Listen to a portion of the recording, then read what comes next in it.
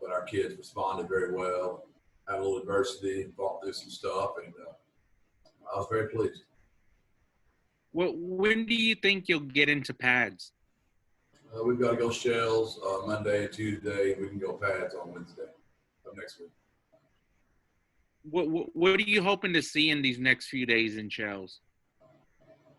Just our culture established. This week we've really been hammering on perfect effort. Next week, just ironically, it'll be pound the fist, and we want to be physical. Pads come on, so we'll just keep hammering what our culture is, and see if that shows up on the football field. Thanks, Coach. Thank you. Okay, Greg, you're up. Coach, how you doing? Have you started to get a sense of where your team is strong and weak, sort of the areas that you need to focus on, and some of the areas where you're already in a pretty good spot? Honestly, no. We've had 12 walkthroughs and 2 practices in pajamas. So there's been a lot of guys look good in the gym. It's just camp. We're in T-shirts, high tops. There's a lot of kids that look good in underwear, for no other better term. Just shorts, T-shirts. So we'll see how physical they are Wednesday. We're just working so many kids. We're still working 4 groups, 4 teams. So you can imagine the chaos when you've got 2 teams going at the same time, 2 scales going at the same time. Got a lot of kids getting in a lot of work. So we can do a great job of evaluating. Obviously, as coaching staff, it's making us have to grade twice the amount of plays, but we just thought our kids deserved that look so we can give them the best evaluation as possible. So we're not quite there to be able to answer that, but we're getting closer. Hey, Chase, you're up. Hey, Coach, we're talking to, obviously, Coach Lunney today. So I want to ask about your offense. I know you guys want to play fast this year, and that was something he mentioned back in March. How would you kind of evaluate the shape your guys have kept themselves in this offseason and what you've seen these first 2 days, especially based on their strength and conditioning these last few weeks? Well, we before all this pandemic started, we purchased some equipment that would give us great data on how fast our kids are running, how far they're running, how long they're running fast. So we're being very cognizant of that, how much we're putting on their legs. Coach Follow has done a fantastic job of that as well. We're in as good a shape as you can be for what these kids have gone through. We're still monitoring it quite a bit, weighing in, weighing out, making sure they're getting 3 meals a day, making sure they're getting their snack. And, Coach Stein did a great job of giving the analogy yesterday of what your hamstrings are like dehydrated. It's like basically baking. It's easy to brittle. So when you're hydrated, your hamstrings are a lot more healthy. Stay fresh. So we're really teaching, hammering that. But Coach Fowler's done a great job, and our data shows when to back off and push it a little bit more. So we're trying to pay attention to that data. A quick second question. I'm not sure if you've been briefed on this or seen this since after practice, but the MAC has canceled fall football. Being a similar size conference, does this news kind of concern you guys moving forward, or is it something that you'll take note of as you continue to embark on this fall season? I know our conference came out yesterday. We're playing 8 conference games, and we're trying to get 4 games of non-conference. So I really don't know much about that at all. I know it's extremely sad for those coaches and those kids. It's true. I think you need to weigh both sides of that. There's risk both ways right now. I also think it's a great risk for an 18, 22-year-old student right now for not playing as well. So those decisions be made by guys way smarter than me. I'm a football coach. The Patriots have one sign on their wall. It's called "Do Your Job." My job is to coach the football team. Dr. Compost and President Angle make those big decisions. As far as my day-to-day operations, Dan Bellamy, Nick Turner, our medical people that are monitoring us and making sure what we do meets the protocol of CBD, and that's what we're doing. Excellent. Thank you, Coach. All right, Greg, you're up. Coach, along those same lines, do you still feel very confident there will be a season, or some of these warning signs and concerning things and cancellations starting to add up a little bit for you? I'm not a doom and gloom guy. There's enough of those guys in the world. Yeah, we're playing today. That's all I know right now. So I really don't go there. It's just, it's amazing how many people love to be there, love to stay there. My mind's just not wired that way. No, I don't go there. But thanks for reminding me one more time. Well, how about when you've localized it a little bit, as you guys built your camp schedule here, did you try to think about ways to limit the players' opportunity to break the bubble, or ways to keep them safe? It seems like, the way it's lined up, that you guys have them, moving from thing to thing through the day, and it's kind of, it restricts their ability to potentially to break that bubble you guys are trying to build. But at the end of the day, it's going to come down to their individual responsibility. I can't watch them 24/7, 365. So how much do you really want to play football? How much do you care for your teammate? Because if you really care for your teammate, you won't be out breaking our bubble. We know we've all been tested. We know we all don't have it. Anytime you make contact with anybody else, you don't know if they've got it or not. So we're having to basically bubble ourselves like everybody else is in the country that's respecting what's going on right now.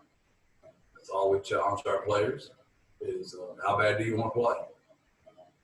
We feel like there'll be enough schools that'll do this correctly, and enough players that'll be responsible that we'll be able to find some teams that want to play football this year, and our guys can get a great season. Thanks. Okay, JJ, you're up.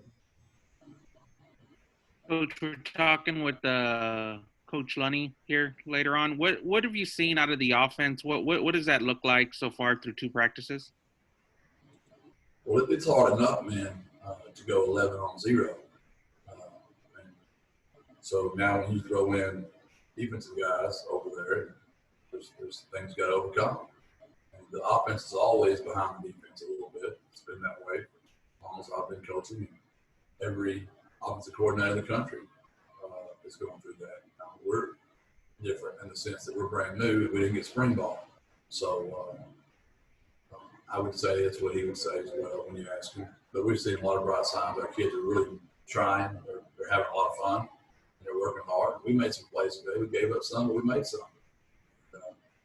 I'd say it's pretty typical all offenses right now at this time of year, what we've been going through.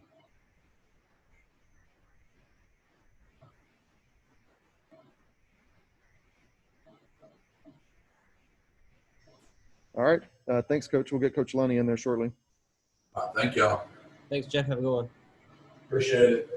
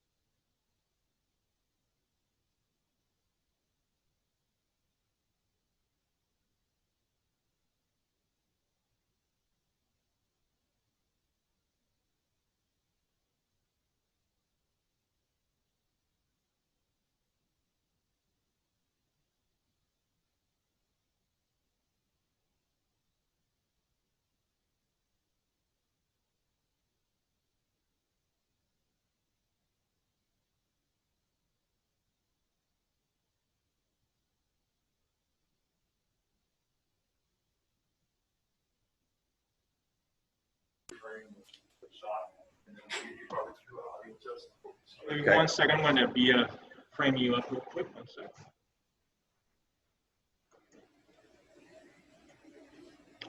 Just to make sure, there's a blue piece of tape right in front of you, Coach. Just to make sure it's right in front of your feet. Got it. Thank you, sir.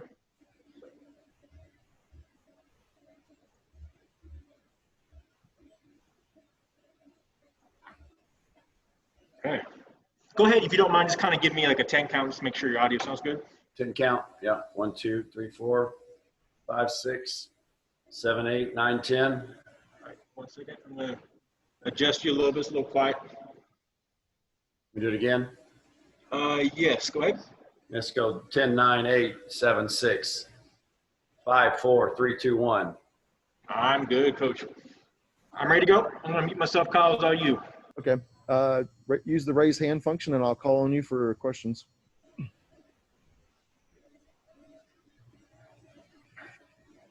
Okay, Greg, you're up. Coach, how you doing? Hey, Greg, how you doing today?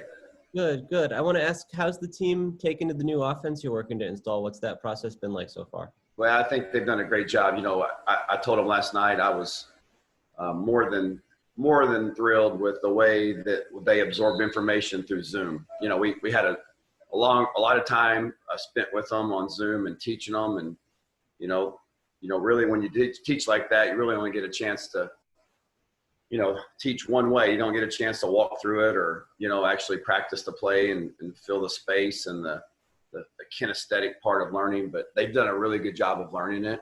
And now it's just about, you know, making it come to life in real football, which we're still not ready to do yet. I mean, you know, helmets only, that's not real football, but it's getting closer. So we'll be excited on Monday to be able to put shoulder pads on and at least start, you know, where you can play a little faster, and we'll find out a little bit more what they know. But we've kind of taken the install slow, and but yet we've also challenged them in some areas. But I felt really good about how they responded so far. As you've kind of gotten to know the players and without being able to use the spring, have you had to change or scale back how much you want to do on offense, or is it kind of usual preparation in that? No, we're kind of going about it as normal. You know, we felt like that the mental part of what we did in the spring, as far as just the Zoom meetings and the volume of time we spent with them, you know, helped us teach what was going on. And then, but we're just trying to kind of cast a broad net and kind of paint a picture to these guys about who we are, what we want to do. And then obviously as we get to know the players' strengths and weaknesses better, and we focus on who's going to be our main, you know, 15 to 18 guys that are going to play in the game, that'll help us kind of shape a little bit more finitely about, you know, what plays we might run or might scheme. We may throw this scheme out or add, you know, use this a little bit more because this player's got a little bit more strength in that area. So a lot of that's TBD. Okay, Chase, you're up. JJ, you're on deck. Hey, Coach. Back in March when we spoke with you, you know, you guys were just getting ready for spring ball and really hadn't had a chance to evaluate the guys. But now you've had several months in that quarterback room with those guys, whether it's via Zoom, and then now today you get to see them face to face. What impresses you most with this group? You've got several guys that seem like they can come out there and start ball games for you. Yeah, we have a unique situation in that regard. We've got guys that have had a lot of experience as far as even starting games.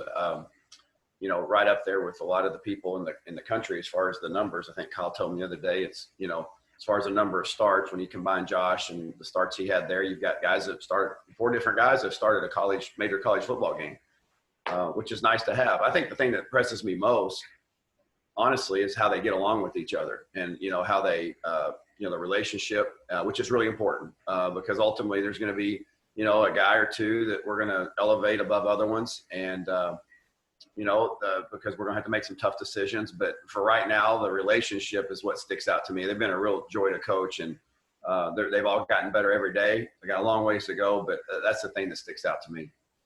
In your experience in working with quarterbacks, do you find that rare when you have guys that are that experienced that constructively build each other and aren't too jealous of who's flag up? I think it is. I think it is. I don't know if rare is the word, but I don't know if it's real common. And they all have their own, there's nothing wrong with them having their own selfish, you know, desires to do well and perform well, but you don't want to do it at somebody else's expense of failure. And we talk about that a little bit. And they've really lived that. And so I've just been real pleased with that. And, but we've got a long way to go on the field, a lot of learning to do.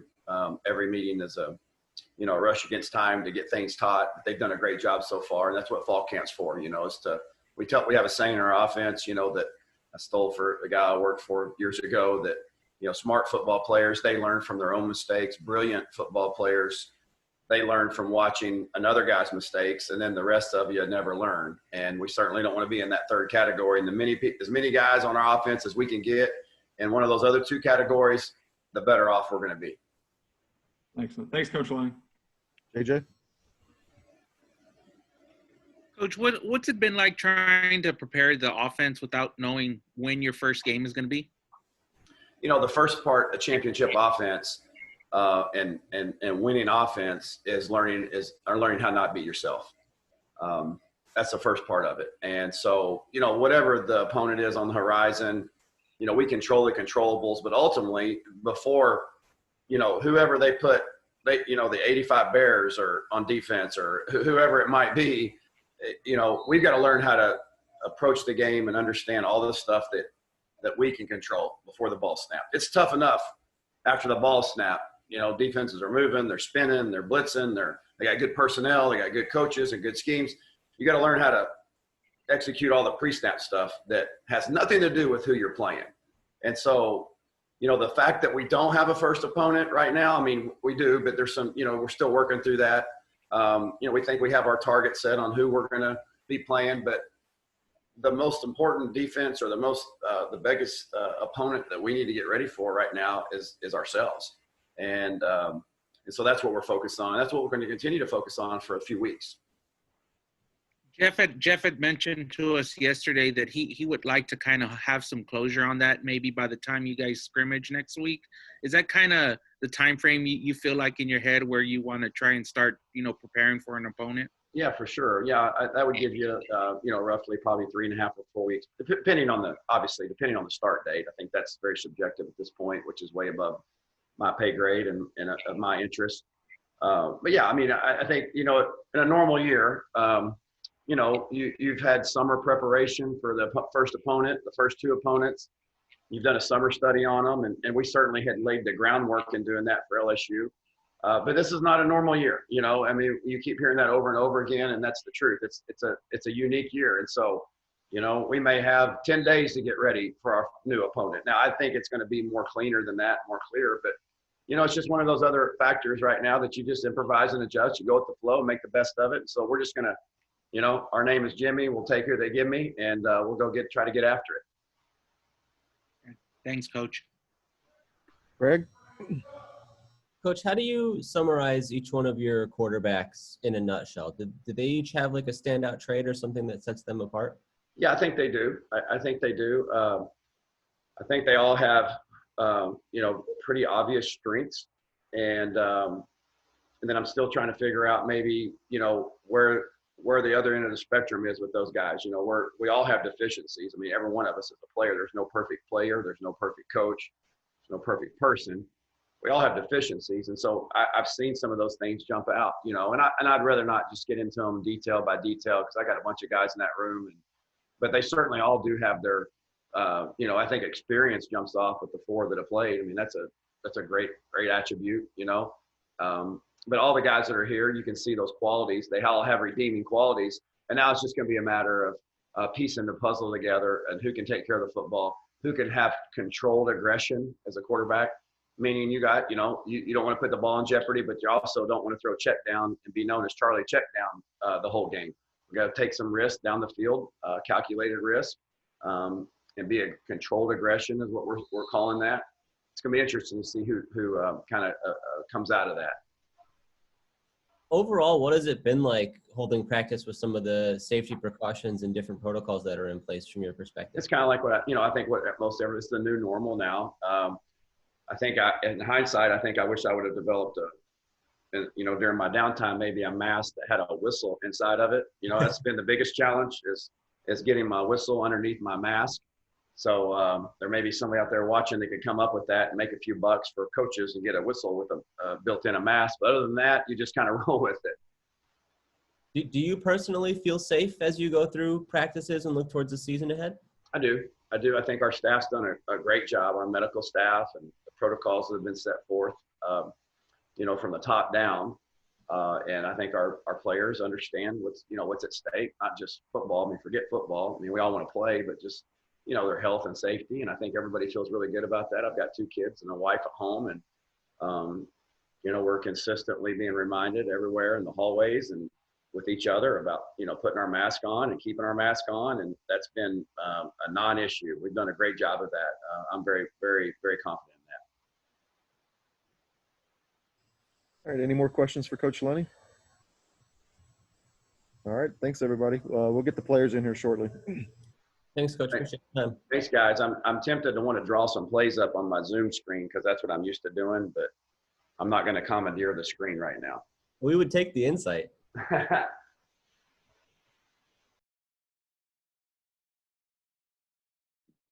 I didn't get to ask him about his dad jokes.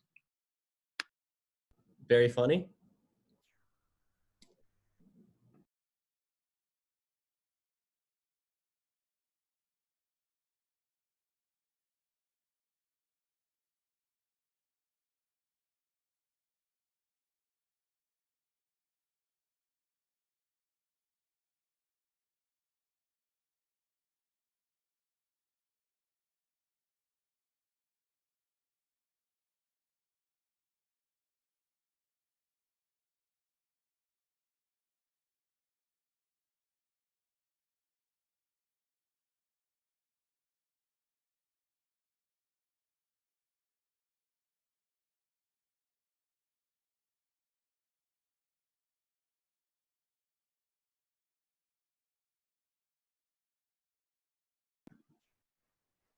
It looks like a vacuum.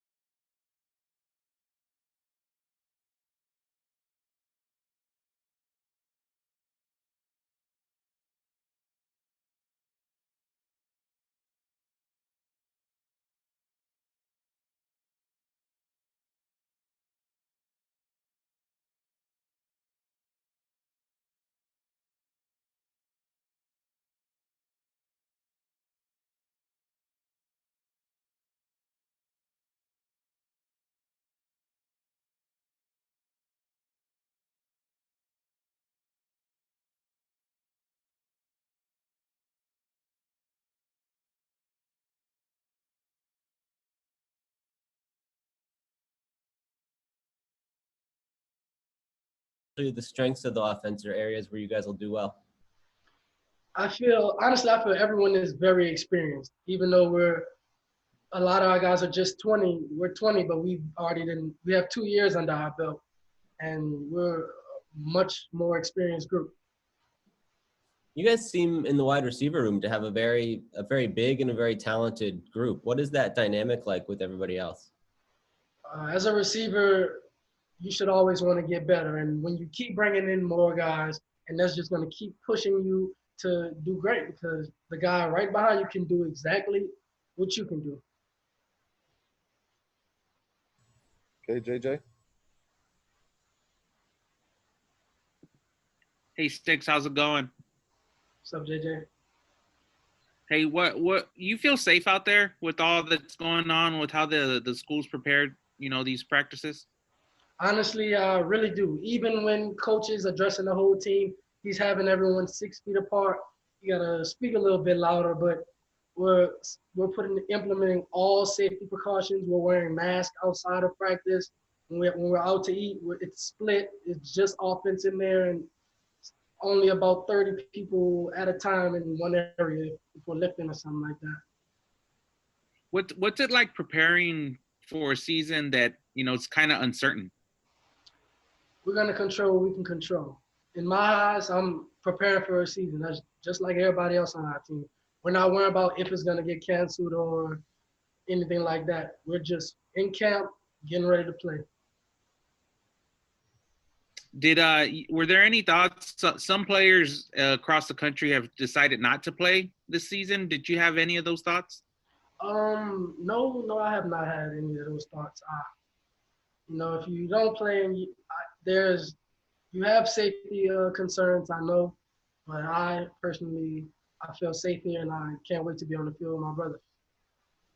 All right, thanks, Dix. Okay, Greg.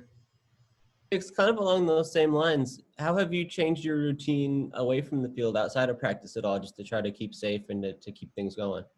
I keep hand sanitizer on me in my car, in my book sack.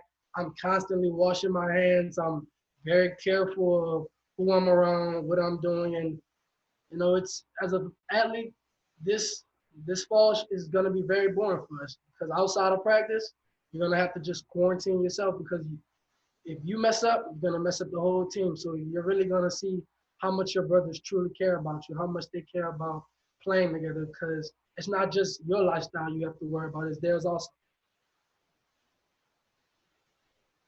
Anything else for Sticks? All right. Thanks, everybody. We'll get Sincere in there shortly. Thanks, Dix. Appreciate it. See y'all later.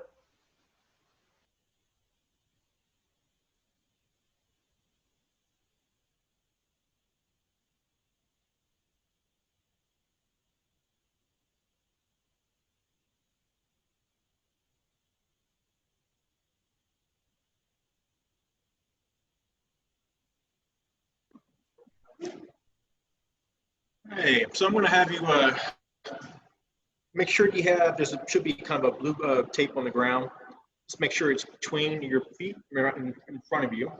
I'm going to give you frame me up real quick.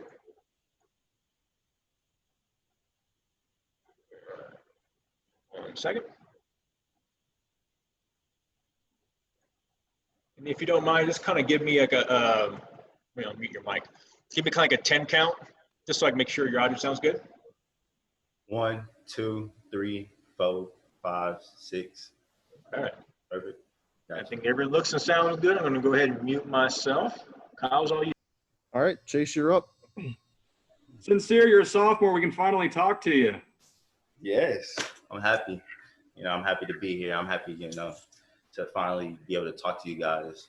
Just not just hiding. Y'all can't speak to us. I know sometimes y'all be wanting to talk to me, but y'all can't. But I'm glad I'm here right now. Me too. Hey, what an awesome freshman season you had. Freshman All-American, all those different things. How much confidence does that give you heading into your sophomore year? It gives me a lot of confidence, but at the same time, the job is never done. I'm still pushing. I'm still fighting because I'm never satisfied where I'm at all.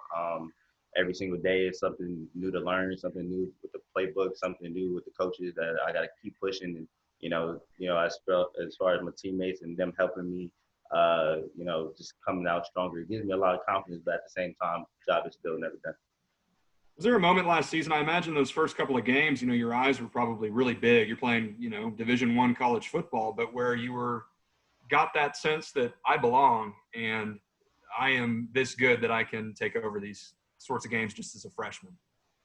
Really after like the first, I was just amazed. I was like, oh, I'm really here. I'm finally here. I'm like, oh my goodness, what's about to happen? All this thoughts going through my head, but I know that my coaches, last year, they gave me all the tools I need to come out there with confidence. After the first play, after I got hit, I'm like, okay, it feel like high school football to me. Just starting back over as a freshman.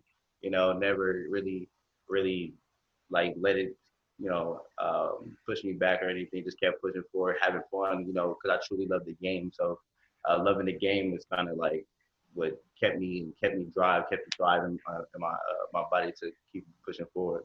So obviously a really different, unconventional offseason for you, but what steps forward in your game do you think you have made between the end of your freshman season and today, now that you're in fall camp? I'll say the steps that I made is work, looking at last year's film, and the stuff that I liked in a lot was I felt as in, me as pass game, and I had a big step forward in that.